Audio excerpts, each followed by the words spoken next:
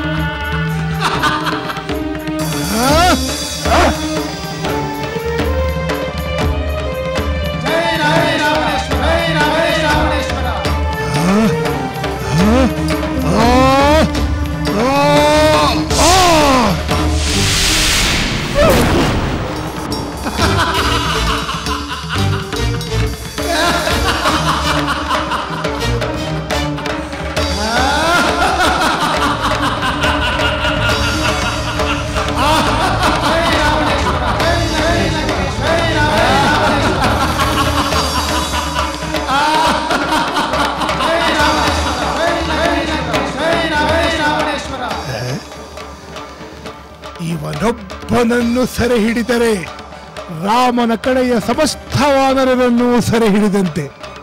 ಏಕೆಂದರೆ ಇವನು ವಾನರರ ರಾಜ.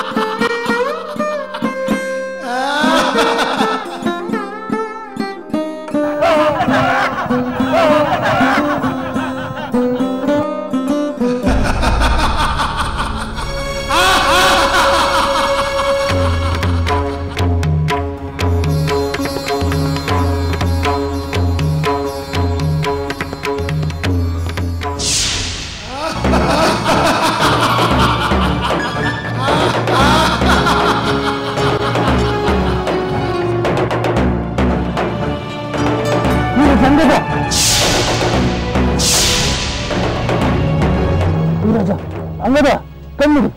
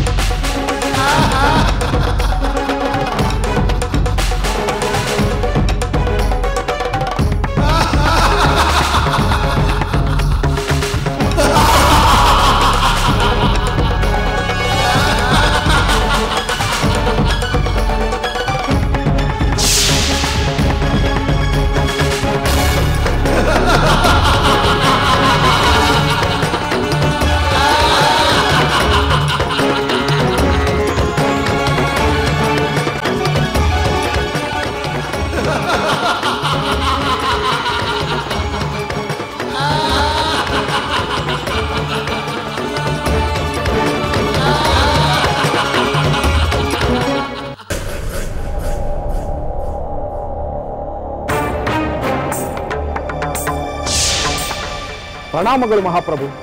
ಯುದ್ಧ ಭೂಮಿಯಿಂದ ನಾನು ಒಂದು ಸಂತೋಷದ ವಾರ್ತೆಯನ್ನು ತಂದಿದ್ದೇನೆ. ಸಂತೋಷದ ವಾರ್ತೆ? ಅದೇನೇನು ಬೇಗ ಹೇಳು. ನನ್ನ ಸೋದರ ವೀರ ಸೋದರ ಕುಂಭಕರ್ಣ ಹನುಮಂತನನ್ನು ಸಂಹರಿಸಿದ್ದಾನೆ, ಲಕ್ಷ್ಮಣನನ್ನು ಪರಾಭವಗೊಳಿಸಿದ್ದಾನೆ ಅಥವಾ ರಾಮನನ್ನೇ ಸೋಲಿಸಿದ್ದಾನೆ? ಇಲ್ಲ ಪ್ರಭು, ಕುಂಭಕರ್ಣ ವಾನರ ರಾಜ ಸುಗ್ರೀವನನ್ನ ಪರಾಭವಗೊಳಿಸಿ ಅವನನ್ನು ಕಂಕುಳಲ್ಲಿಟ್ಟುಕೊಂಡು ಎಲ್ಲಿಗೋ ಹೋದನು. ಹಲೆ ಹಲೆ ದೂತ, ಸಂತೋಷದ ಸುದ್ದಿಯನ್ನೇ ಹೇಳಿರುವೆ. ತೆಗೆದುಕೊ. ಕೃತಾರ್ಥನಾದೆ ಪ್ರಭು. ಕೇಳಿದೆಯ ಮಹೋದರ, ನನ್ನ ವೀರ ಸೋದರ ಕುಂಭಕರ್ಣ ಸುಗ್ರೀವನನ್ನು ಕಂಕಳಲ್ಲಿಟ್ಟುಕೊಂಡು ಎಲ್ಲಿಗೋ ಹೋದನಂತೆ. ಎಷ್ಟೊತ್ತಿಗಾಗಲೇ ಅವನು ಸುಗ್ರೀವನಿಗೆ ಯಮಲೋಕದ ದಾರಿ ತೋರಿಸಿರುತ್ತಾನೆ.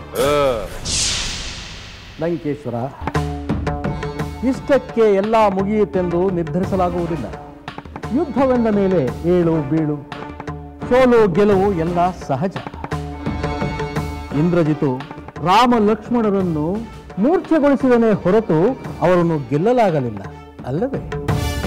ಕುಂಭಕರ್ಣ ಸುಗ್ರೀವನನ್ನು ಹೊತ್ತುಕೊಂಡು ಹೋದ ಮಾತ್ರಕ್ಕೆ ಗೆದ್ದ ಹಾಗಲ್ಲ. ಏಕೆ ಮಹೋದರ? ನನ್ನ ಸೋದರನಿಂದ ಸಿಕ್ಕ ಆನಂದವನ್ನು ಅನುಭವಿಸುವ ಮನಸ್ಸಿಲ್ಲವೇ? ಸುಗ್ರೀವನ ಕಥೆ ಈಗಾಗಲೇ ಮುಗಿದಿರುತ್ತದೆ. ವಾನರ ರಾಜನೇ ಇಲ್ಲವೆಂದ ಮೇಲೆ ವಾನರ ಸೈನ್ಯ ಸೋತಂತೆ, ನಾನು ವಿಜಯ ಪತಾಕೆಯನ್ನು ಹಾರಿಸಿದಂತೆ. ಆದರೆ ಯುದ್ಧ ಮಾಡಲು ರಾಮಲಕ್ಷ್ಮಣರು ಇರುತ್ತಾರಲ್ಲವೇ? ಅವರು ನಂಬಿಕೊಂಡು ಬಂದ ಕಪಿ ಸೈನ್ಯವೇ ಇಲ್ಲವೆಂದ ಮೇಲೆ ಅವರು ತಾವು ಕಟ್ಟಿದ ಸೇತುವೆಯ ಮೇಲೆ ಹಿಂದಿರುಗಿ ಓಡಿ ಹೋಗುತ್ತಾರೆ.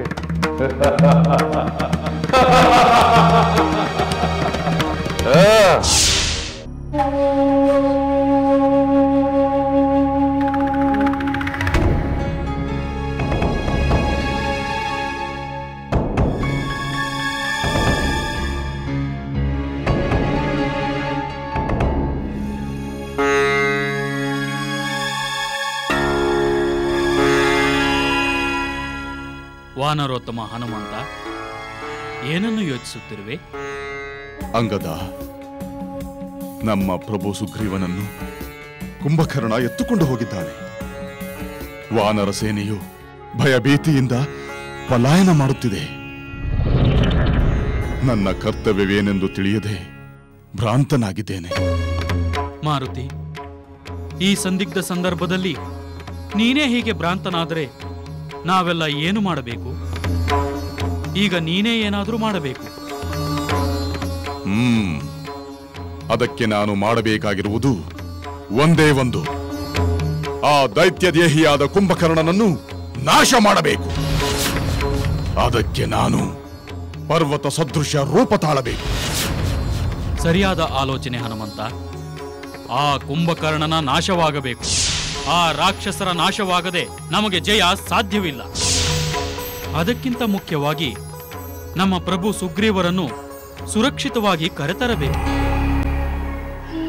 ಚಿಂತೆ ಮಾಡಬೇಡ ಯುವರಾಜ, ನಾನು ಆ ದುರುಳ ರಾಕ್ಷಸನೊಂದಿಗೆ ಹೋರಾಡುತ್ತೇನೆ. ನನ್ನ ಮುಷ್ಟಿ ಪ್ರಹಾರದಿಂದ ಆ ಕುಂಭಕರ್ಣನನ್ನು ನಾಶ ಮಾಡುತ್ತೇನೆ.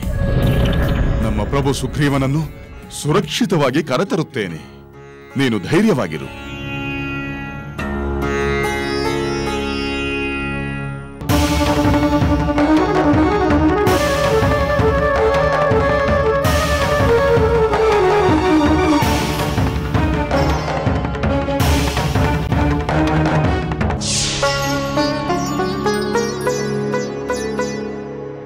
ಮತ್ತೇನು ಯೋಚಿಸುತ್ತಿರುವೆ ಮಾರುತಿ? ಯುವರಾಜ, ನಮ್ಮ ಪ್ರಭು ಸುಗ್ರೀವನನ್ನು ನಾನು ಬಿಡಿಸಬೇಕೇ ಎಂದು ಯೋಚಿಸುತ್ತಿದ್ದೇನೆ. ದೇವತೆಗಳು, ದಾನವರು, ನಾಗರು ಒಟ್ಟಾಗಿ ಹಿಡಿದರೂ ತಪ್ಪಿಸಿಕೊಳ್ಳುವ ಸಾಮರ್ಥ್ಯವುಳ್ಳ ಸುಗ್ರೀವ ಆ ಕುಂಭಕರ್ಣನಿಂದ ತಪ್ಪಿಸಿಕೊಂಡರೂ ಆಶ್ಚರ್ಯವಿಲ್ಲ. ಆ ಶಕ್ತಿ ವಾನರೇಂದ್ರನಿಗಿದೆ. ಆದರೆ ಆ ರಾಕ್ಷಸರಿಂದ ಇನ್ನೂ ಏಕೆ ತಪ್ಪಿಸಿಕೊಂಡು ಬಂದಿಲ್ಲ ಎಂಬ ಪ್ರಶ್ನೆ ಮೂಡುವುದಿಲ್ಲವೇ? ಕುಂಭಕರ್ಣನ ಬಲವಾದ ಪ್ರಹಾರದಿಂದ ಪ್ರಜ್ಞೆ ತಪ್ಪಿರುವ ವಾನರೇಂದ್ರನಿಗೆ ಕುಂಭಕರ್ಣನು ತನ್ನನ್ನು ಎತ್ತುಕೊಂಡು ಹೋಗುತ್ತಿರುವ ಅರಿವೇ ಇರುವುದಿಲ್ಲ. ಅದಕ್ಕೆ ಅವನು ತಪ್ಪಿಸಿಕೊಳ್ಳಲು ಪ್ರಯತ್ನಿಸಲಿಲ್ಲವೆಂದು ಕಾಣುತ್ತದೆ. ಇರಬಹುದು ಹನುಮಂತ, ಆ ಸಾಧ್ಯತೆ ಇದೆ. ಅಂದರೆ ನಮ್ಮ ಪ್ರಭು ಎಚ್ಚರಗೊಂಡ ತಕ್ಷಣ ಆ ರಕ್ಕಸನ ಬಿಗಿ ಮುಷ್ಟಿಯಿಂದ ತಪ್ಪಿಸಿಕೊಂಡು ಬರಬಹುದಲ್ಲವೇ? ಹೌದು ಯುವರಾಜ. ಸುಗ್ರೀವನಿಗೆ ಎಚ್ಚರವಾದರೆ ಅವನು ತನಗೂ ವಾನರರಿಗೂ ಹಿತವಾದದ್ದನ್ನೇ ಮಾಡುತ್ತಾನೆ. ಒಂದು ವೇಳೆ ನಾನೇ ಅವನನ್ನು ಬಿಡಿಸಲು ಪ್ರಯತ್ನಿಸಿದರೆ ನಮ್ಮ ಮೇಲೆ ಅವನಿಗೆ ಅಸಮಾಧಾನ ಮೂಡಬಹುದು. ಅವನ ಕೀರ್ತಿಗೆ ಕಳಂಕ ತರುವ ಕೆಲಸವನ್ನು ನಾವು ಮಾಡಬಾರದು ಎಂಬ ಭಾವನೆ ಬರುತ್ತಿದೆ. ಆದ್ದರಿಂದ ನಾವು ಸುಗ್ರೀವ ಹಿಂದಿರುಗಿ ಬರುವವರೆಗೂ ಭಯಭೀತಿಯಿಂದ ದಿಗ್ಭ್ರಾಂತರಾಗಿರುವ ನಮ್ಮ ವಾನರ ಸೇನೆಯಲ್ಲಿ ಧೈರ್ಯೋತ್ಸಾಹಗಳನ್ನು ತುಂಬುತ್ತಿರಬೇಕು. ಹೌದು ಮಾರು, ನಿನ್ನ ತರ್ಕ ಸರಿಯಾಗಿದೆ. ನಮ್ಮಿಂದ ನಮ್ಮ ಮಹಾರಾಜರ ಕೀರ್ತಿ ಮತ್ತು ಸ್ಥೈರ್ಯಗಳು ಕುಂದಬಾರದು. ನಮ್ಮ ವಾನರೇಂದ್ರನಿಗೆ ಆ ರಾಕ್ಷಸರಿಂದ ತಪ್ಪಿಸಿಕೊಂಡು ಬರುವ ಸಾಮರ್ಥ್ಯವಿದೆ. ಅಲ್ಲಿಯವರೆಗೂ ನೀನು ಹೇಳಿದಂತೆ ನಮ್ಮ ವಾನರರಿಗೆ ಧೈರ್ಯೋತ್ಸಾಹಗಳನ್ನು ತುಂಬೋಣ. ಜೈ ಶ್ರೀರಾಮ್! ಜೈ ಶ್ರೀರಾಮ್! ಜೈ ಶ್ರೀರಾಮ್! ಜೈ ಶ್ರೀರಾಮ್! ಜೈ ಶ್ರೀರಾಮ್! ಜೈ ಶ್ರೀರಾಮ್! ಜೈ ಶ್ರೀರಾಮ್! ಜೈ ಶ್ರೀರಾಮ್! ಜೈ ಶ್ರೀರಾಮ್!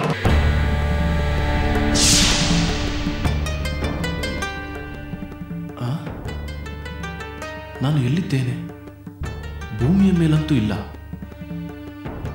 ನಾನು ರಣರಂಗದಲ್ಲಿ ಯುದ್ಧ ಮಾಡುತ್ತಿರಲಿಲ್ಲವೇ? ಹೌದು, ಆ ಕುಂಭಕರ್ಣನ ಹೊಡೆತಕ್ಕೆ ನಾನು ಪ್ರಜ್ಞೆ ತಪ್ಪಿ ಬಿದ್ದು ಬಿಟ್ಟೆ.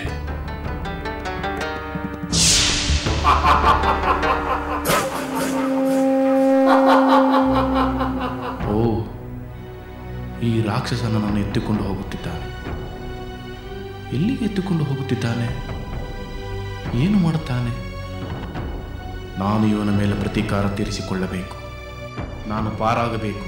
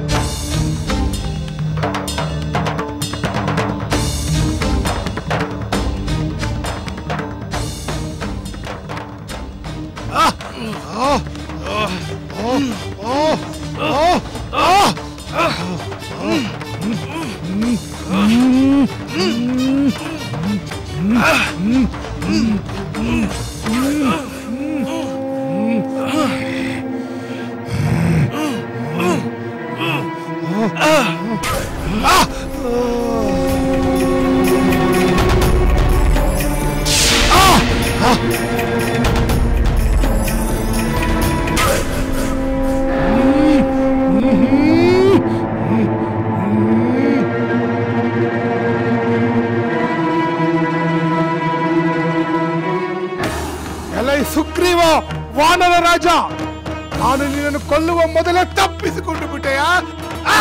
ನಾನು ನಿನ್ನನ್ನು ಸುಮ್ಮನೆ ಬಿಡುವುದಿಲ್ಲ. ನಿನ್ನನ್ನು ಮಾತ್ರವಲ್ಲ, ಸಮಸ್ತ ವಾನರ ಸೈನ್ಯವನ್ನು ಆ ರಾಮ ಲಕ್ಷ್ಮಣರ ಸಹಿತ ಸಂಹಾರ ಮಾಡುತ್ತೇನೆ.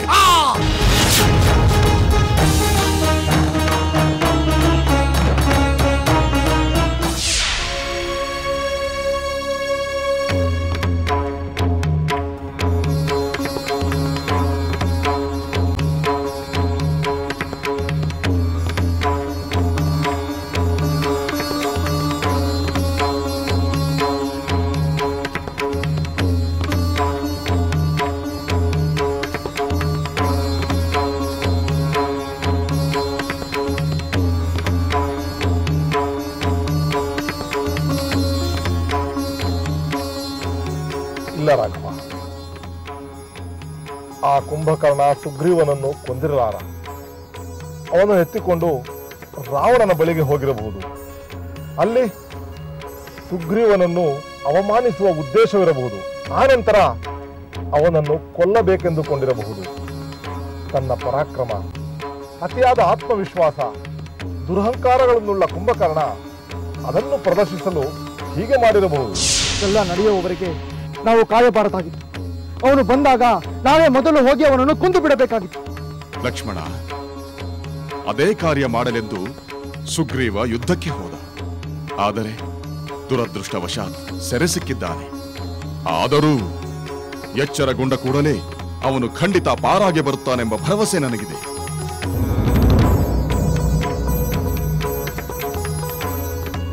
ಹನುಮಂತನ ಮಾತಿನಲ್ಲಿ ಸತ್ಯವಿದೆ. ವಾನರೇಂದ್ರ ಮಹಾಶಕ್ತಿವಂತ. ಆ ಕುಂಭಕರ್ಣನಿಂದ ತಪ್ಪಿಸಿಕೊಂಡು ಬರುವ ಸಾಮರ್ಥ್ಯ ಅವನಿಗಿದೆ. ಜೈ ಶ್ರೀರಾಮ್!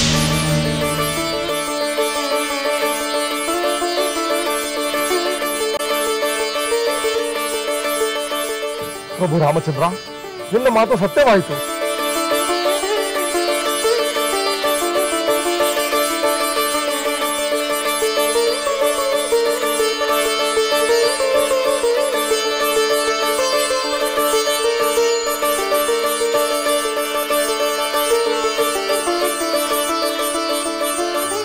ರಾಮಚಂದ್ರ,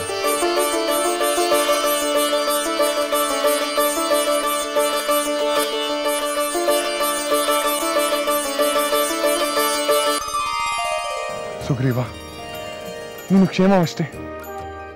ನಾವೆಲ್ಲ ನಿನ್ನ ಬಗ್ಗೆ ಆತಂಕದಿಂದ ಚರ್ಚಿಸುತ್ತಿದ್ದೆವು. ರಾಮಚಂದ್ರ, ನಾನು ಎಚ್ಚರ ತಪ್ಪಿದಾಗ ಆ ಕುಂಭಕರ್ಣ ನನ್ನನ್ನು ಎತ್ತಿಕೊಂಡು ಹೋದ.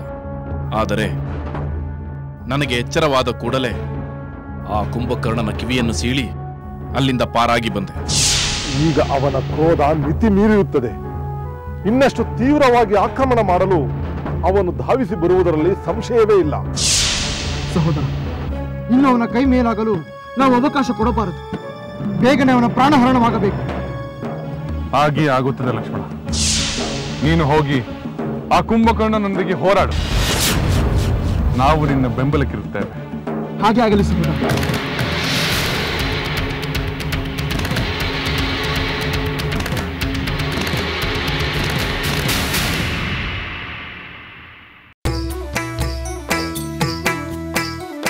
ಲಂಕೆಯಲ್ಲಿನ ದುರುಳ ದರ್ಪವು ಸೀತೆ ಸಹನೆಗೆ ಸೋತಿತು. ಅಂಕೆ ಇರದ ಅಸುರ ಕುಲವು ರಾಮ ಬಾಣಕ್ಕೆ ಅಡಗಿತು. ದೂರವಿರಲಿ ಸನಿಹವಿರಲಿ ರಾಮ ಹೃದಯ ನಿವಾಸಿನಿ. ಯುಗವು ಯುಗವು ಸಾಗಲಿ ಅಕಳಂಕ ಪ್ರೇಮ ಪ್ರಬೋಧಿನಿ. ಅಮರ ಗಾಧೆ ಧರಣಿ ಜಾತೆ ಸಾಧ್ವೆ ಸೀತೆ ಸುಚರಿತೆ. ಸಹನ ಶಕ್ತಿ ಪತಿಯ ಭಕ್ತಿ ಲೋಕಮಾನ್ಯ ವಂದಿತೆ.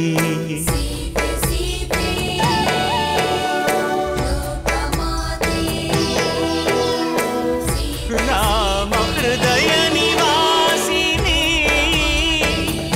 ಅಕಳಂಕ ಪ್ರೇಮ ಪ್ರಬೋಧಿನಿ. ಸೀತೆ ಮಾತೆ